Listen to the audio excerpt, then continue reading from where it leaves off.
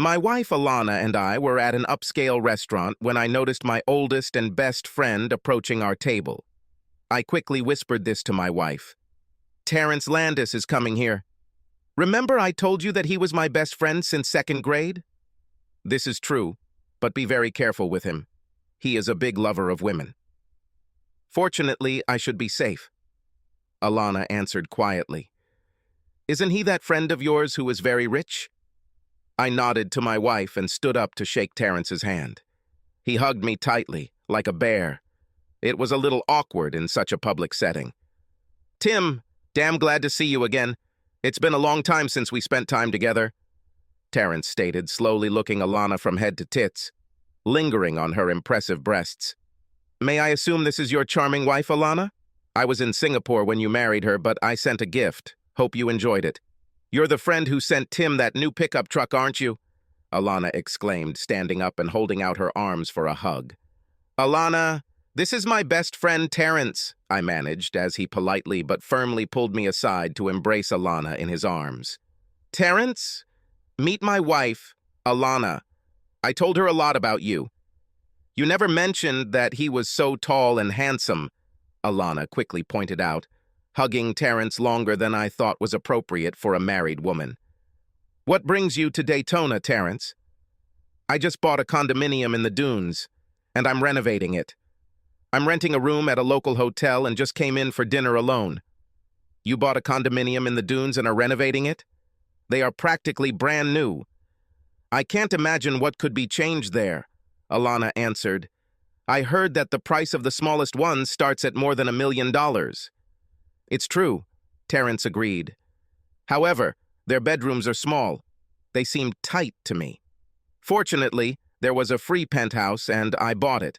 I'll paint it and replace the furniture." It was obvious to me that Terrence was doing everything he could to impress Alana. He always knew how to determine what interests a woman and immediately caught her main interest. Alana was an extremely mercantile girl. I had a decent income and more than a few dollars saved, but Alana seemed determined to send us to the poorhouse. We were celebrating our 3rd anniversary, but she seemed to ignore me in favor of Terrence.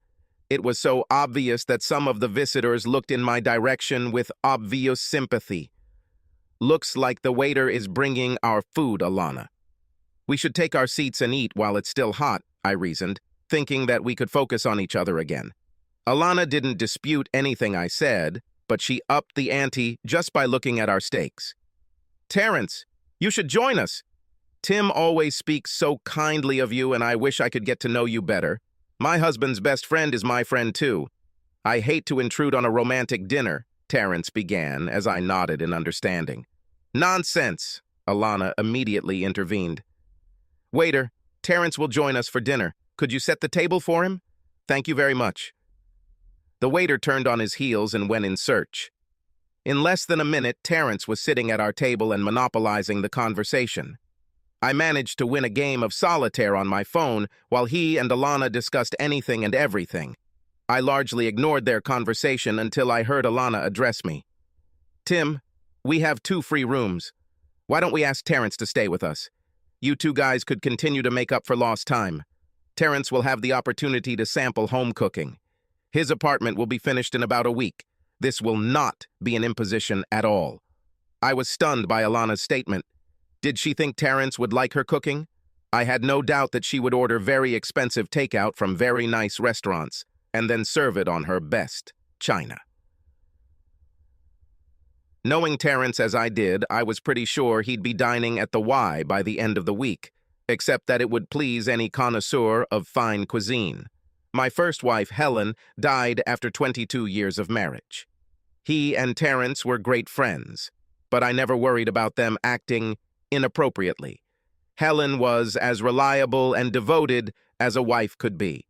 Unfortunately, she died of a sudden heart attack 5 years ago. I grieved for over a year before I met Alana at a charity event. She was 11 years younger than me, but it didn't seem to matter to her. Soon I proposed to her, and we were married for 3 years. This was Alana's second marriage. She divorced her first husband after she caught him cheating, or so she claimed. The only thing I wouldn't do is cheat on my wife. It just wasn't in me, and Alana knew it. It seemed like it didn't take much convincing on Alana's part to convince Terrence to stay with us, other than the significant amount of cleavage she showed as she leaned towards him to hang on his every word. Naturally, Terrence didn't have to get up early in the morning to go to work. This curse is for those of us who don't have millions of dollars in the bank. Alana hasn't had a job since she divorced her first husband. She apparently handled her divorce pretty well. She made me sign a prenuptial agreement that stated that I would never claim her money, no matter how long we were married. This suited me, as I had a stable income from my investments as well as a very good job. When I got home Monday night, Alana and Terrence seemed even friendlier than they had been at the restaurant the night before. Dinner was ready, and it was exceptionally delicious. I checked the trash can. As I expected, it contained containers from a local restaurant. Terrence and Alana were so immersed in their little world that they didn't even notice how I, somewhat irritated, left the living room, climbed the stairs, and went to bed. I didn't feel embarrassed because they didn't pay any attention to me. I was very surprised when I came home on Wednesday evening and found Alana apparently waiting for me. She was sitting on an expensive sofa that she simply needed. Next to her, in my opinion, too close, especially for a friend. A man she had recently met, was Terrence. "Tim, we need to talk," was Alana's first salvo. I was again taken by surprise. It was just a fucking Wednesday. How the hell could Terrence work his magic so quickly? I knew he was good at everything he set his mind to, but this was damn impressive. It will cost me more than a few dollars. I was sure of it. Terrence and I discovered that we were kindred spirits, Alana explained. We didn't want this to happen, but it happened. We both feel terrible about this, but there's no denying the incredibly strong attraction we feel for each other. Tim, I'm going to divorce you. As soon as this is final, I will marry Terrence. Please don't try to talk me out of this. I'll be damned if I'll give up my house and half my savings just because you couldn't keep your legs together and that ass wiper couldn't keep his dick in his pants. I will fight you every step of the way, I said with such conviction that I did not feel at all in myself. This is so typical of an insecure little person, Alana said with contempt. I didn't marry you for money and I don't want it when we divorce. Terrence and I both think the divorce will go much faster if I just walk away with the money I brought into the marriage. What do you think, Tim? Is this incentive enough to give me a quick divorce? Alana demanded. Where do you want me to sign? I slyly parried. I knew money meant more to you than me. I'll spend the next few nights with Terrence while we wait for his apartment to be painted. I don't want to hear any complaints. No whining, crying, or whining, Alana insisted. I simply nodded, turned, and walked into the nearest tavern. It's amazing how quickly a divorce can move through the courts when the three people involved are passionate about it, and one of them is very rich. A few months later, I was a single man again. The weekend after my divorce became final. I went back to the same restaurant I'd been to with Alana when she first met Terrence. I found him sitting at a table for two. I just walked in and joined him. Do you want to kiss my feet here in the restaurant, or wait for a more private setting? Terrence asked with a wide smile. I wasn't so calm. I don't know how you can be so happy. You shouldn't have asked Alana to marry you. Now she can come after you for cheating, breaking a contract, outright lying, or for being such a jerk to her. That won't happen, Terrence answered calmly. As usual, you don't see the big picture. Why don't you enlighten me then? I know Alana and she is nothing if not a stubborn, vindictive, evil little devil. You didn't feel that way when you asked her to marry you, did you? Terrence asked with a chuckle. Think about this. What was the last straw that made you decide that you wanted to get rid of her? Don't know. Maybe it had something to do with the fact that her damn personal trainer had her 3 times a week. For some reason it worked on my breaker. She held me by the throat. If I had filed for divorce, even for adultery, she would have gotten half of it plus spousal support. That's why I turned to you for help. I never thought that you would be able to get her to ask for a divorce by Wednesday. It was amazing. Your line of shit must have improved even more over the years, I added. It has more to do with how my portfolio has improved over the years. Once she realized how much money I had, she was able to seduce me instantly. I have to say I will miss her between the sheets. Having sex with your wife was one of the brightest moments of my life, Terence admitted joyfully. It was this special talent of hers that pulled me into this story. I answered seriously. You did a great job freeing me from that money-grubbing bitch, but why don't you care any more about how she'll take it when you left her without ever getting married?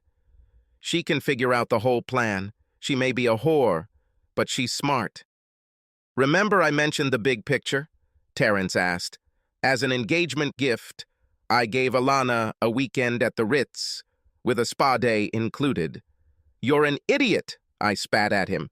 Didn't I tell you that Alana's stud, the personal trainer, is now a massage therapist at the Ritz? She could have bumped into him. What are you saying? I ordered it for her when I was designing the spa, Terence admitted. Last night I decided to visit her just to see how pleased she was with my gift. Since I paid for the room, I had a key. Luckily, my phone was preset for video. No wonder I found her extremely happy with my gift. Was she with him? Do you have a video? Did she cheat on you? I dealt with it by slowly getting my thoughts in order. You must have been very upset, perhaps angry enough to break off the engagement. Alana was devastated by my unforgiving attitude, Terence replied with a grin. It was the first time she did something like that. This will never happen again. I agreed with her on this. This won't happen to me. Right now she's out shopping, returning my gifts, at least in between sobs and curses. You owe me dinner for making her say on Wednesday that she wants a divorce, Terence added with a wide smile. You saved me a fortune, bro. I'll be happy to treat you to dinner. You have always been by my side. Alana has no idea about relationships, but you know what true friendship is. Subscribe to our channel so that your second chaff doesn't cheat on you, and go ahead and listen to the next story, because this story is nothing compared to the next one. If you're under 18, don't even think about listening to the next one.